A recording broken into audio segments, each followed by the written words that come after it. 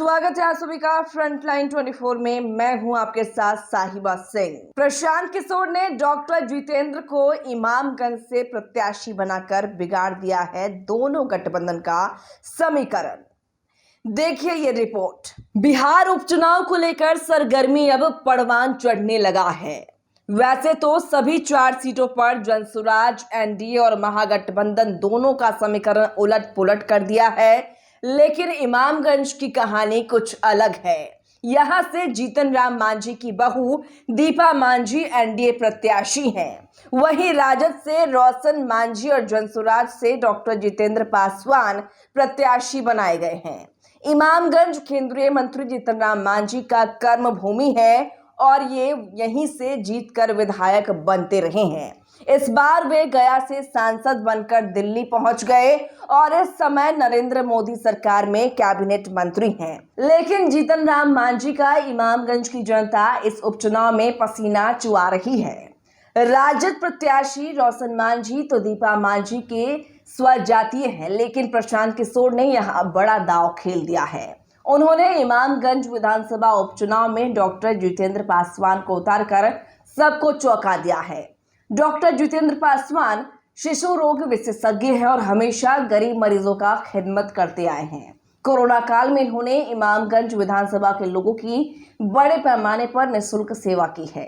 इस क्षेत्र के डॉक्टर जितेंद्र बड़े चेहरा तो है ही, इनकी छवि बेदाग माना जा रहा है।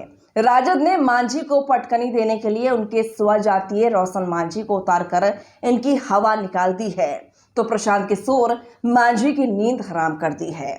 जीतन राम मांझी के ऊपर परिवारवाद का आरोप दीपा मांझी के सामने मुश्किलें खड़ा कर दी है। जीतन राम मांझी स्वयं सांसद और मंत्री हैं। पुत्र संतोष मांझी बिहार सरकार में कैबिनेट मंत्री है। समधन यानी दीपा मांझी की मां विधायक हैं और अब संतोष मांझी की पत्नी दीपा मांझी विधायक बनने के लिए हाथ पैर क्षेत्र में भांज रही हैं। जीतन राम मांझी हमको जनता की नहीं परिवार की पार्टी बना दी है। नतीजा है कि विरोधी तो आक्रामक है ही, एनडीए भी इस फैसला से खुश नहीं है। भाजपा तो जीतन राम मांझी की बहू दीपा मांझी के लिए मुंह खोल रही है, लेकिन जदयू अभी तक कोई खास रुचि नहीं दिखाई है। मंत्री जीतन राम मांझी इतने नर्वस दिख रहे हैं कि विरोधियों पर अनाप शनाप आरोप लगा रहे हैं, जिससे इमामगंज के मतदाताओं में नाराजगी बढ़ती जा रही है। लोग तो यहां तक बता रहे हैं कि इस बार जीतन राम मांझी की बहू दीपा मांझी इमामगंज में बुरी तरह फंस गई हैं और इनकी नैया डूबने वाली है। वहीं एनडीए और महागठबंधन के कोर वोट में जनसुराज प्रत्याशी डॉक्टर जितेंद्र सेंधमारी कर दोनों गठबंधन का समीकरण बिगाड़ दिया है। नया दल और नए प्रत्याशी होने के कारण डॉक्टर जितेंद्र की ओर मतदाताओं का आकर्षण देखने लायक है। स्वभाव से सरल, मिलनसार और परोपकारी रहने के कारण इन्हें हर वर्गों का समर्थन शुरुआती दौर में मिल रहा है। दीपा मांझी का कमान स्वयं जीतन राम मांझी संभाल रहे हैं, तो महागठबंधन प्रत्याशी का कमान तेजस्वी अपने हाथ में लिए हुए हैं।